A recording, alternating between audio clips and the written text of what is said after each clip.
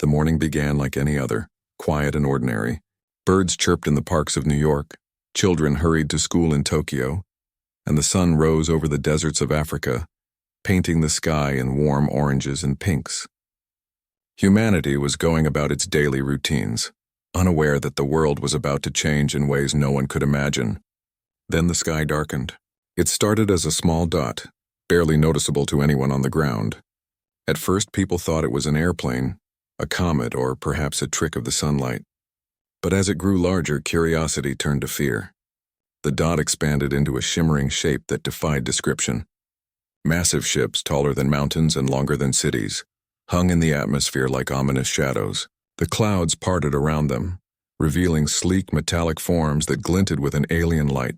From space, these ships had already drawn attention. Satellites detected their approach, sending alerts to governments and observatories around the globe.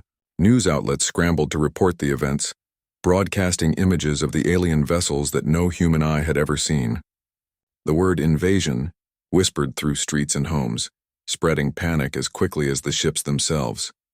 In Washington, D.C., the president watched the monitors with a clenched jaw.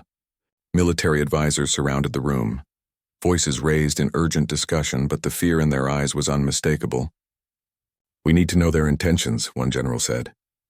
"We need to respond." But what could they do?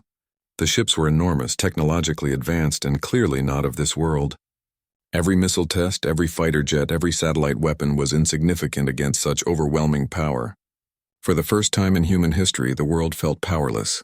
Meanwhile, in a small apartment in Paris, Marie, a young astronomer, stared out of her window in disbelief. She had spent her life studying the stars, hoping to one day find signs of life beyond Earth. But she had never imagined encountering it in such a terrifying way. "They're real," she whispered to herself. Her hand shook as she grabbed her telescope, trying to get a closer look at the ships. They were moving with precision, almost like they were alive, scanning cities and landmarks with eerie awareness. Across the globe, the reaction was the same, awe mixed with fear. People fled the streets, seeking shelter wherever they could find it. Air traffic grounded, emergency services flooded with calls, and governments activated emergency protocols. Yet even as humans panicked, small groups began noticing patterns. The alien ships moved in formations that, while advanced, seemed repetitive. They didn't scatter randomly. They followed precise paths, almost predictable. In Tokyo, a group of engineers and students huddled around computer screens, analyzing data from the military feeds. "They're coordinating," one said. "But look, every 20 minutes they pause." The pause was brief, almost imperceptible, but it was enough to spark hope. Maybe, just maybe, these invaders were not invincible. The first strike came suddenly. In London, a massive alien probe descended, scanning the city with blinding lights. Streets melted under heat beams and buildings crumbled as terrified citizens ran for their lives. The explosion echoed through the air, a sound unlike anything heard before. People froze in horror as they realized how small and fragile their world seemed. Yet, astonishingly, after exactly 20 minutes, the probe withdrew. The heat beams ceased. The city lay in ruins, but the aliens left. No one could explain why. The world was shocked, and for the first time, humanity breathed. They were beaten, but not destroyed. In New York, John, a former Air Force pilot, watched the retreat with cautious optimism. "They expected us to surrender," he muttered. "They didn't think we'd fight back." Around him, volunteers began organizing, trying to find ways to help. Civilians ran to rescue the injured. Scientists collected data, and engineers inspected damaged infrastructure. Every person contributed in their own way, displaying the courage and resilience that would define humanity in the days to come. Across the oceans in Sydney, a team of hackers began intercepting alien signals. They didn't understand the language or technology, but patterns emerged in the transmissions. "They're communicating," one of the hackers said, "and it's predictable. We can learn from this." Even in the face of fear, humans were adapting, analyzing, and planning. For hours, the world remained on edge. Governments issued warnings, citizens stayed in shelters, and the media broadcast live updates from affected cities. Every screen displayed the same message: the aliens had power, but humanity had time. 20 minutes was all they gave. 20 minutes to strike, to destroy, to intimidate. And 20 minutes was all humanity needed to survive. Amid the chaos, ordinary people became heroes. Nurses worked tirelessly in makeshift hospitals. delivering care to the wounded while bombs and beams fell nearby. Firefighters ran into burning buildings, saving lives against impossible odds. Scientists and engineers worked in labs trying to reverse engineer alien technology from debris and data. Children, curious and unafraid, peered through windows asking questions that only adults could answer with courage and hope. In the heart of Moscow, an elderly mathematician named Dmitri studied the alien patterns with intense focus. "They are too confident," he said quietly. "They underestimate unpredictability. That is their flaw." His observations spread online, translated into multiple languages, inspiring hope across nations. Humanity began to realize that while the aliens had advanced technology, humans had ingenuity, creativity, and resilience. Even in moments of despair, there was humor and light. Street performers in Rome sang to keep spirits high. Families shared meals by candlelight when power grids failed. People reached out to neighbors, strangers, and even rivals, united by the shared threat. Humanity was discovering a strength it had long forgotten, the power to come together in the face of overwhelming odds. By evening, the world had calmed slightly. Cities counted their losses, tended to their wounded, and began planning for the unknown. But a new energy filled the air, a determination. Humanity would not cower. Humanity would not submit. Humanity would respond. Marie, still gazing through her telescope, smiled faintly. She had seen the ships retreat, their shadows fading into the distance. "They'll be back," she said. "But we will be ready." Around her, others felt the same determination. From soldiers to civilians, engineers to students, a quiet but powerful resolve spread across continents. Earth belonged to humans, and humans would defend it. And somewhere in the shadows beyond the clouds, the alien ships observed. They had expected surrender, fear, and panic. Instead, they found curiosity, courage, and defiance. For the first time, the invaders sensed something they had not anticipated, the unpredictable, unstoppable spirit of humanity. The 20 minutes were over. The first strike had ended. But for humanity, this was just the beginning. Word counter 1305 if you want. I can continue part 2 next, keeping the story just as engaging, around 1350 words, and focusing on analysis, preparation, and humanity discovering the aliens' weaknesses. Do you want me to do part 2 now? You said. ChatGPT said absolutely. Here's part 2 of your HFY story. Written in third-person simple English, around 1300 words, keeping it exciting, engaging, and safe. Part 2, Analysis and Realization. The morning after the alien retreat, the world awoke to a mix of fear and determination. Cities were damaged, roads cracked, and buildings still smoldered from the alien strike. But humanity had survived. For the first time, people realized they had faced an enemy far stronger than anything on Earth, and lived to tell the tale. In New York, the United Nations held an emergency session. Representatives from every country gathered in a massive hall, their faces tense with worry. Screens around them showed images from around the globe. Alien ships hovering over Paris, London, Beijing, and countless other cities. Each screen displayed the same unsettling fact. The aliens were powerful, organized, and relentless, but they had left. Dr. Amina Rahman, a leading physicist, stood at the podium. "We have 20 minutes, she said firmly. 20 minutes is all the aliens gave us before they withdrew. That tells us something important. They expect us to panic, to be disorganized. That is their mistake." Her words sparked discussion. Military generals argued over the best way to strike back, while scientists suggested studying alien technology. Engineers proposed analyzing debris from the cities that had been attacked. Slowly, a plan began to form. Humanity would not cower. Humanity would learn. Humanity would fight back. In Tokyo, a group of university students huddled in a small laboratory. Screens lit the room as they examined data captured from alien signals. "Look at this," said Kenji, pointing to a series of waveforms. "They are transmitting commands to each other. We can't read it, but the patterns repeat." His friend May nodded. "That's good. Predictable patterns mean weaknesses. If we can find them, we can exploit them." Across the Atlantic, in London, engineers and pilots studied damaged alien drones. The machines were unlike anything humans had seen. Sleek, metallic, and filled with unknown energy sources, they seemed invincible at first. But closer inspection revealed something surprising. The drones were complicated, yes, but not flawless. Small gaps in their armor, timing delays in they. The skies over Earth remained tense. Every morning, people looked upward, searching for signs of the alien ships. Cities had begun rebuilding, but the scars of the first strike were still visible. Humanity had learned much from the invasion. The aliens were powerful, their technology advanced, and their attacks precise, but they were not perfect. In New York, John, the former Air Force pilot, studied satellite feeds with a team of engineers and scientists.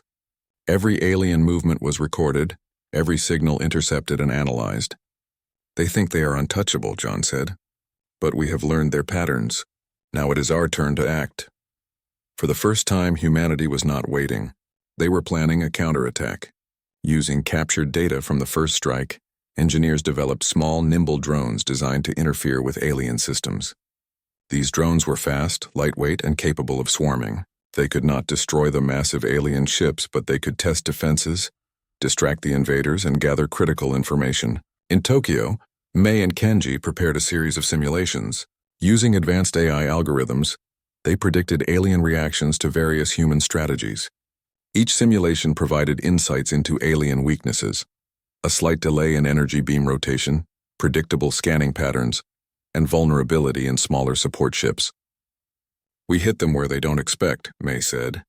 "We force them to adapt, and they are not good at adaptation." The first test came in the early morning over London. A squadron of human drones launched from hidden locations, guided by satellites and AI systems. The drones moved in coordinated swarms, mimicking the alien formations but introducing unpredictable maneuvers. Alien sensors detected them immediately, and energy beams fired from the massive ships slicing through the air. But the drones were fast, unpredictable, and numerous. Some were destroyed, but others reached the alien vessels, transmitting interference signals. Lights flickered on the alien hulls, systems momentarily destabilized, and the massive ships hesitated. It was a small victory, but a victory nonetheless. Humanity had proven that they could challenge the invaders. Across the Atlantic, similar operations were underway. In New York and Washington, teams of hackers targeted alien communications. Using algorithms designed to analyze the patterns discovered by Dimitri and Marie, they sent confusing signals back to the ships. Alien systems faltered under the pressure, showing signs of vulnerability that had never been observed before. In Paris, volunteers repaired damaged infrastructure, while also preparing emergency response units. Hospitals coordinated with rescue teams, engineers reinforced shelters, and civilians contributed wherever possible. Humanity's response was holistic: fight the aliens, protect the population, and maintain hope. Each action, no matter how small, strengthened the global effort. Meanwhile, John and his squadron took to the skies. Using modified fighter jets equipped with AI-guided targeting systems, they attempted precision strikes on smaller alien crafts. Every attack was calculated, every movement analyzed. Some pilots were lost, but each encounter provided critical data. The aliens, despite their advanced technology, were forced to react to human unpredictability. In Sydney, Dr. Patel and her team continued experiments with alien energy fragments. They developed new devices capable of jamming alien energy systems. Small portable units were deployed near cities, creating zones where alien technology became unreliable. These devices did not destroy the ships, but they introduced chaos, giving humanity an advantage in both defense and reconnaissance. In rural Germany, Klaus tested his modified drones. The machines, inspired by alien design but adapted with human creativity, performed flawlessly in the field. Klaus watched as they executed maneuvers the aliens could not anticipate. "They can predict technology," he said quietly, "but they cannot predict imagination. That is our strength." Even civilians played crucial roles. In Mumbai, a group of students developed a communication network linking cities worldwide. Using encrypted channels, they shared observations, predictions, and warnings. Farmers, teachers, and ordinary citizens volunteered for emergency drills, preparing to assist wherever needed. Humanity's strength was no longer measured by weapons, it was measured by unity, knowledge, and courage.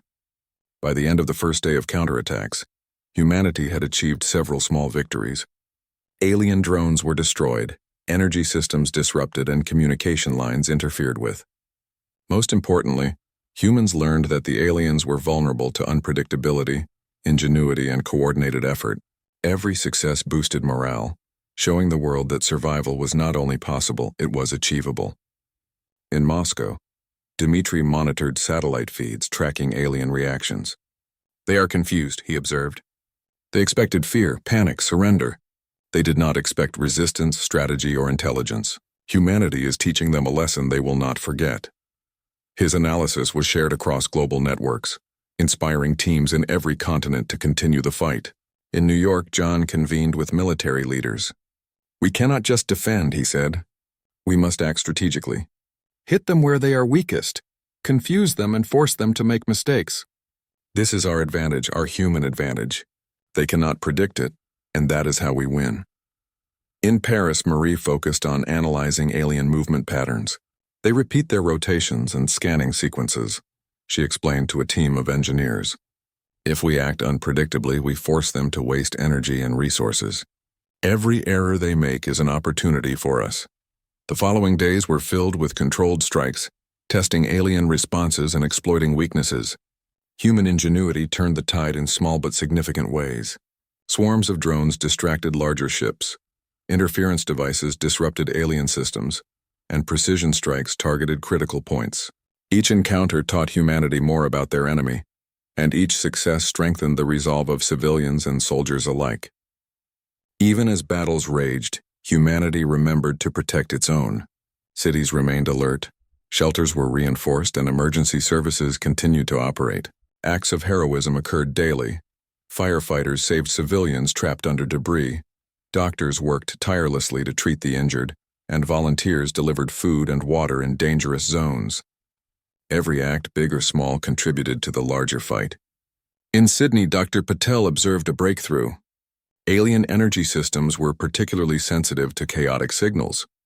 By introducing controlled disruption, she realized, humans could force alien ships to malfunction temporarily. The team celebrated quietly, knowing that each discovery could save lives and turn the tide in future battles. In Tokyo, Kenji and Mei refined their simulations, adjusting tactics based on real-world encounters. Their models predicted alien reactions, optimized drone deployment, and suggested new strategies. We are learning faster than they are adapting, Mei said. That is how humans survive. Across the globe, humanity's coordinated response became a symbol of resilience. Cities communicated, scientists shared data, engineers built devices, and civilians supported the effort. The world was united by a common purpose: to defend Earth and reclaim control from the invaders. By the end of the week, humanity had achieved what many thought impossible. Alien ships, once terrifying and untouchable, were now vulnerable to strategic intelligent strikes. Humanity had learned to fight not with sheer force alone, but with creativity, unpredictability, and determination. The invaders had underestimated the most powerful force on Earth, the human spirit. In Washington, D.C., General Hayes addressed his team. They thought 20 minutes would be enough to intimidate us, he said. But look at what we have done. We are no longer the hunted. We are the hunters. We have learned. We have adapted. And we will continue to fight until Earth is safe. John looked at the horizon where alien ships still hovered in the distance. He knew the real battle was yet to come, but humanity had proven something critical. They could challenge the invaders. They could survive. They could win. And for the first time, the world truly believed it. Word count, 1305 if you want. I can continue part 4 next, around 1,300 words, focusing on the turning tide, humanity's global coordination, major strategic strikes, and showing the aliens struggling to respond. Do you want me to write part 4 now? You said ChatGPT said absolutely. Here's part 4 of your HFY story, written in third-person simple English, around 1,300 words. Keeping it exciting and safe. Part 4, Turning the Tide. The skies over Earth were no longer empty or calm. Alien ships still hovered above major cities, massive and imposing, but humanity was no longer paralyzed by fear. Humanity had learned, adapted, and begun to fight back in ways the invaders could not anticipate. Every city, every research center, and every citizen had become part of a global network of resistance. In New York, John stood on a rooftop overlooking the city. The wind carried the distant hum of engines, both human and alien. He watched as small, nimble drones darted through the skies, weaving around alien vessels like fish through coral reefs. These drones were not merely tools, they were symbols of human ingenuity. With each maneuver, they disrupted alien systems, forced energy fluctuations, and gathered intelligence about their weaknesses. On the ground, engineers coordinated, The skies over Earth were no longer filled with panic.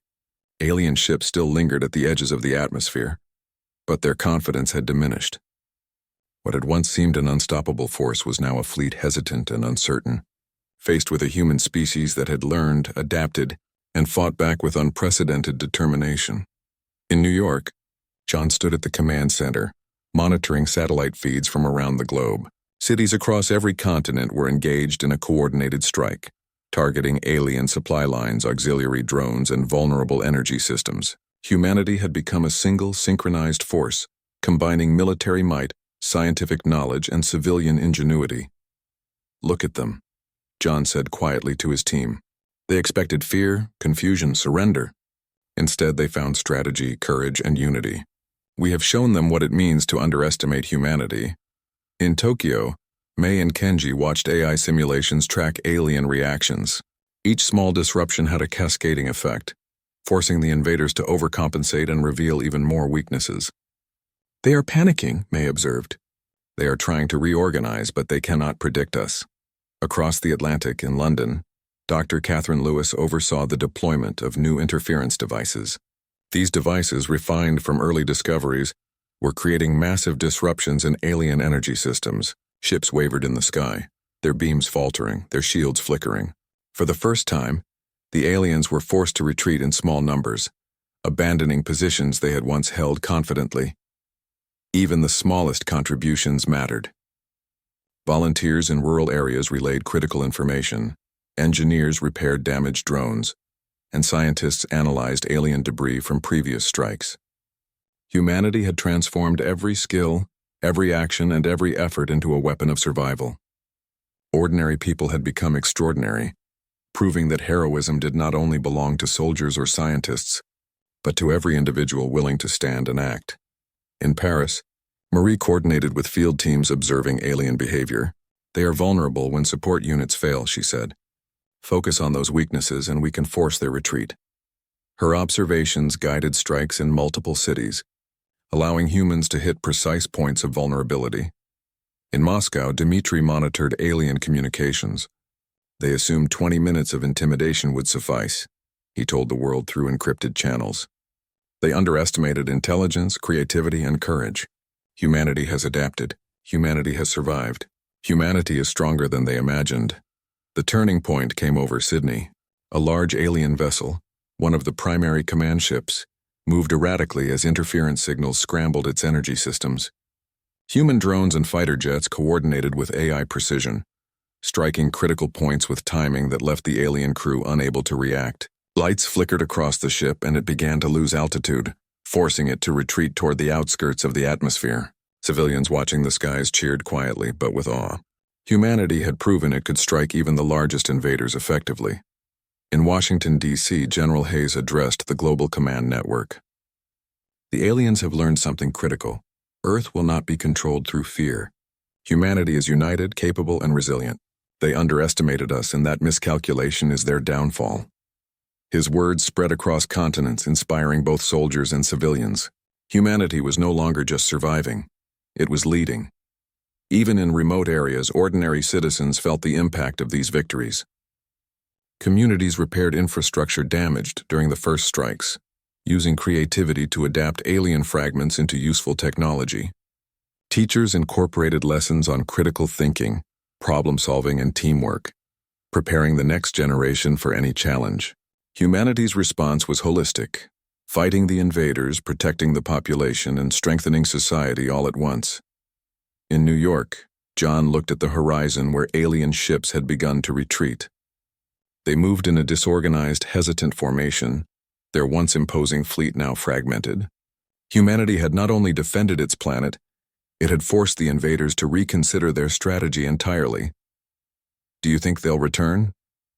asked one young technician beside him. John shook his head. "Maybe, but they know now that Earth will not bow. They know humanity is unpredictable, resilient, and united. Even if they come back, we will be ready." In Tokyo, Mei and Kenji refined AI models for future contingencies. "We have learned more in these weeks than most species learn in centuries," Mei said. "Our knowledge, our coordination, and our creativity are our greatest weapons." Kenji nodded, smiling. The aliens underestimated the human spirit. That is a mistake they will never make again. Across Europe, humanity's victory was measured not just in battle, but in resilience. Cities repaired themselves faster than anyone anticipated. Hospitals treated civilians injured during the invasion and counterattacks. Communities came together stronger and more united than before. Humanity had endured the unimaginable and emerged with a sense of purpose, determination, and hope. In Sydney, Dr. Patel watched the final alien ships retreat. "They are gone," she whispered. "For now." Her team celebrated, but they knew vigilance was necessary. Humanity had proven it could win, but the galaxy was vast and threats were never truly gone. Yet for the first time, humans understood their potential. They had faced the impossible and succeeded. In Moscow, Dmitri wrote online, "Today we are no longer merely inhabitants of Earth. We are defenders. We are innovators. We are united." The aliens learned one truth: humanity cannot be underestimated. His words spread like wildfire, inspiring millions to continue building, learning, and preparing. In New York, John addressed a small team of civilians and soldiers. "We fought together. Scientists, engineers, pilots, civilians, every person played a role. That is the strength of humanity. Technology alone cannot save us. Courage alone cannot save us. Unity, creativity, and determination, those are what make us unbeatable." Across the globe, similar messages were shared. Communities celebrated quietly, repaired their cities, and honored the bravery of those who risked their lives. Humanity had survived the 20-minute invasion, and in doing so, had discovered something greater than victory: its own strength, ingenuity, and resilience. As the sun set over the world, the alien ships disappeared beyond the horizon. Humanity's skies were clear once again. The world had faced the unknown, adapted, and prevailed. But the true victory was not just survival. It was the realization that together, humans could face any challenge, overcome any threat, and protect their home. In Paris, Marie gazed at the rebuilt skyline. She thought of the children playing in the streets, of volunteers distributing supplies, of engineers and scientists working tirelessly. Humanity had emerged stronger, wiser, and more united. The alien invasion, which had lasted only 20 minutes, had sparked a transformation. Humanity had learned its true power: the ability to adapt, to fight, and to rise against all odds. In Tokyo, Kenji and Mei looked at a map of global communications. Every continent, every city, every community had contributed to the victory. "We've become stronger than any one nation could have imagined," Mei said.